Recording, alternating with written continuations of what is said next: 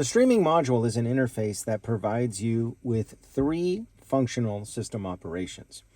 Number one is it is a streaming device that will give you access to your streaming apps, HBO Max, Netflix, Amazon TV, etc., but also access to the Google Play Store. So you'll have access to any app that's available on the Google Play Store as well. The system is designed to interface with your vehicle's pre-equipped CarPlay solution.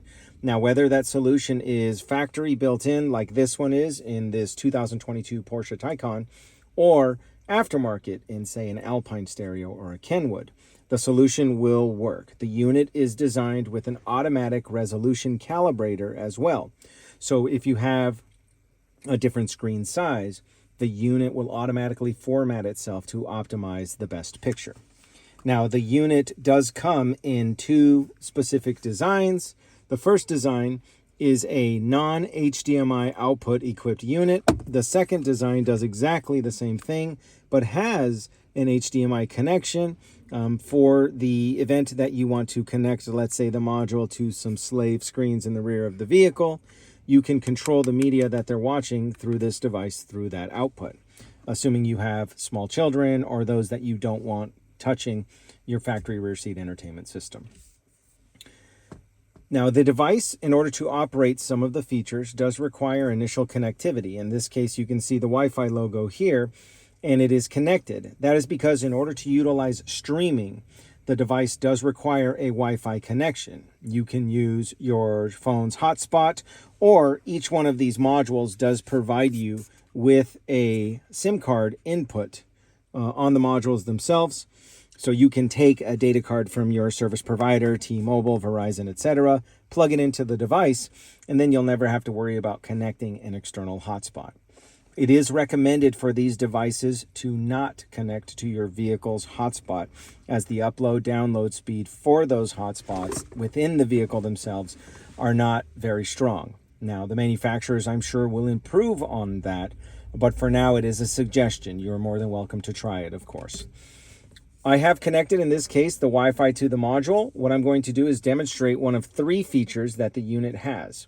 In this case, we're going to demonstrate the streaming application. As I said, I already have Wi-Fi connected through my hotspot.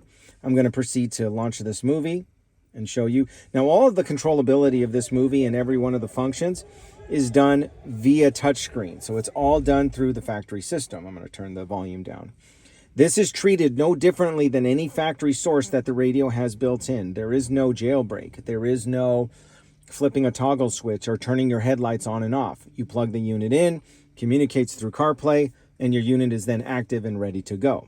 If at any time you want to exit this unit, you have multiple ways of doing that. Number one, you can simply push your source button on your radio, which in this case, it is that little house symbol. This is my factory radio user interface. Anytime I want to enter back into the module, you notice how the CarPlay icon is illuminated on either control. I simply push it, and the module will take me back to where we left off from. And in this case, I was streaming a movie. The volume, the controllability, everything is done through the factory system. And the system is completely operational, whether the vehicle is standing still or in motion. Use your best discretion for utilizing any of these features while driving. We're going to go ahead and push play, turn the volume up a little bit. As you can see, all of your same functions that you have from your application on your phone, but in this case, it's factory accessible. So if I touch the screen, I can jump ahead 10 seconds. I can fast forward the movie, rewind the movie, play pause, go back into Netflix menu, as you can see here. Choose all the different movies. So it's everything that you can do from your smartphone, but right in your factory radio. That covers the streaming aspect. Here, I'm going to show you some of these other applications that you have. Now, it's important to note in this system, the system also has a quick access menu that does disappear. Now, these are shortcuts on the left side here, but the quick access menu can simply be brought up by touching anywhere on the radio or anywhere on the screen. Push this white button that popped up, and these quick shortcut menu options pop up. In this case, the home button for home, back button to go backwards, notes button, microphone for speech, it is on a timer, This button here, I love personally, because what this button does is it creates and activates the split screen option, meaning I can have one movie streaming here and another movie streaming over here at the same time. Now, of course, you can delegate which audio it's going to play on, but you can have them both going on the same time. And you're going to see why this split screen option is valuable when I get into the next portion of the system's feature. So let's go ahead and get out of this. We're going to close this down here. There we go. And there's your primary menu. We're going to go back to the home screen. And the next feature I'm going to showcase is something that's incredibly unique to this module. It has built-in GPS-based navigation. Now, for those of you familiar with CarPlay, you're going to know that in CarPlay, you have navigation already. The difference between this system and the CarPlay system, though, and why this one's more valuable, is because it can operate whether you're in cellular range or not. CarPlay does not allow mapping when you are out of cellular range. This one is GPS-based, and built inside both boxes is a GPS antenna. It's no different than installing an aftermarket radio that you would, say, a Kenwood or a Sony that utilizes a separate GPS antenna and works regardless. This system performs exactly the same way. So both systems have the navigation built in, both with the GPS antennas built in as well. In this navigation feature, this is iGo's next-gen software solution. So you're going to be able to see, you can pick and choose all of your same types of information that you normally would have in navigation. You get voice guidance by speech. You get traffic alerts. If you decide to connect via Wi-Fi, but you don't have to, the system will give you all of these types of options here. So let's go ahead and cancel that route. We're going to get out of the navigation system. There we go. Okay, let's go back to home. Now, the final feature that this system has is something that's also important, because keep in mind, the modules, when they connect to your vehicle, you're connecting them to the USB input for your CarPlay. Now, some vehicles only have one USB. So obviously you would have that fear of potentially occupying the only USB port that the customer has in their vehicle. What we did to help prevent any type of issues with that is we built in wireless CarPlay into the vehicle itself. And that is done through this application right here, the SpeedPlay app. You simply push the SpeedPlay app.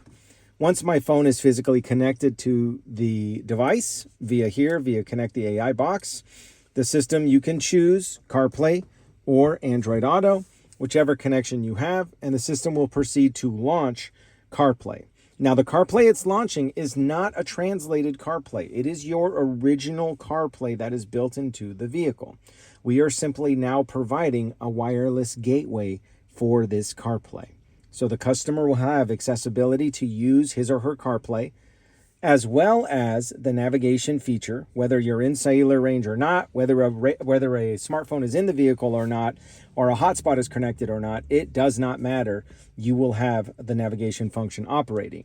This is far superior to, let's say, Google Maps or some of the other wireless-based applications for navigation. This one is completely self-contained, which can solve a lot of problems for people that are either not familiar with smartphone operations or just want a navigation system in their vehicle. So again, the three primary features of the system is, number one, the streaming option. You have the option to watch movies pretty much anytime you want. You have the navigation option, which you'll be able to access at any time as well, regardless of having GPS or not. And of course, you have the wireless CarPlay function, and the wireless CarPlay function will of course allow connectivity of your smartphone at any time, and you'll be able to simply access that at any time you want by pushing the SpeedPlay icon as shown here. Now, one last thing, if you want to go back to your home screen through the system, you can, or you can push a source button, or you can push a button on your steering wheel, but we also provided quick access as well through the home key. That allows the system to go back into the factory user interface, and you have total controllability of your system. So